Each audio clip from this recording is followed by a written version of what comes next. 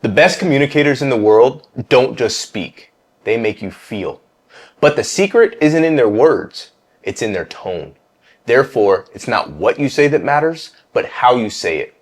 In this video, I'm going to teach you 3 tones that you can use that are going to cover 90% of your conversations.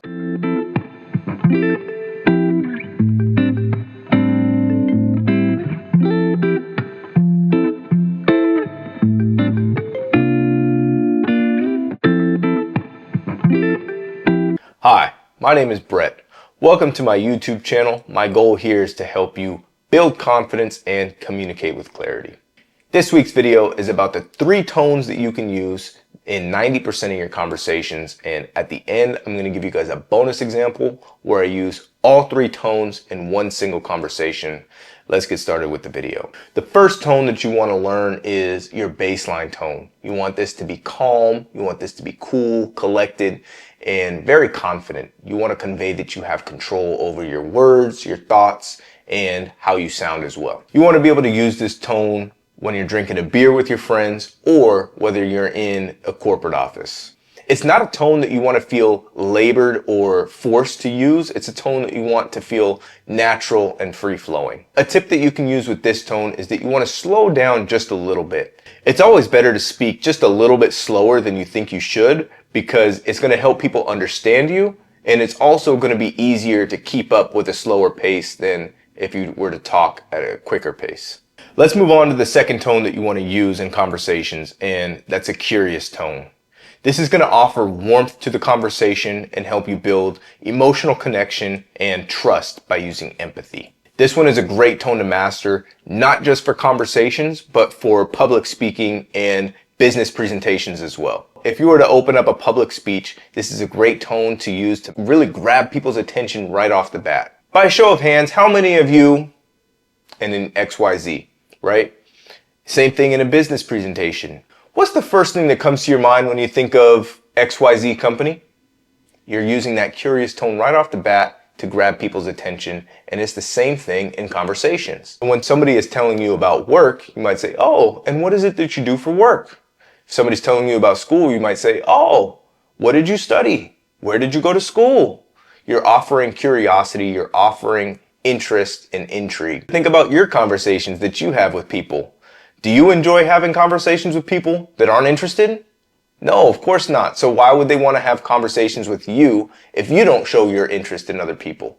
By offering people that curiosity in them, you're showing that you're interested, intrigued, and invested.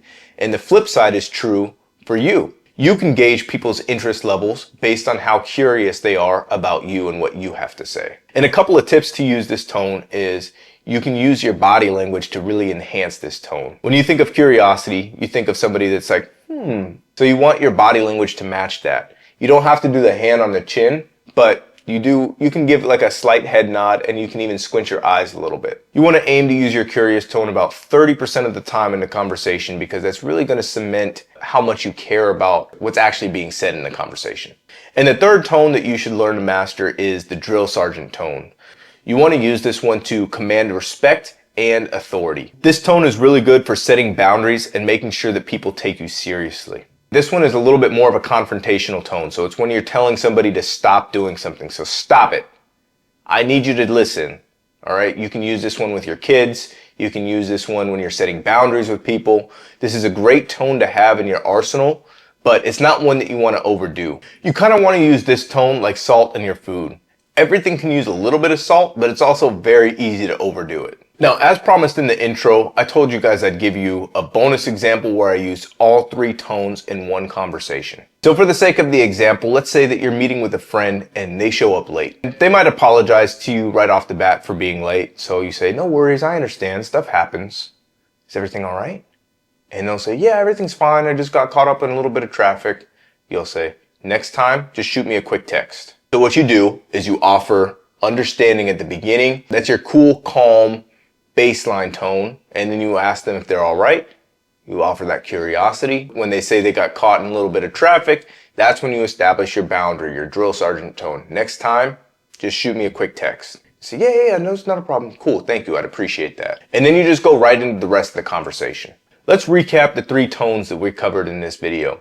The first tone is cool, calm, collected. This is your baseline tone. You want to use this one to convey confidence and control.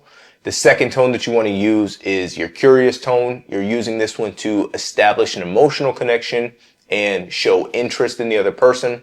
And the third tone that you want to use is the drill sergeant tone.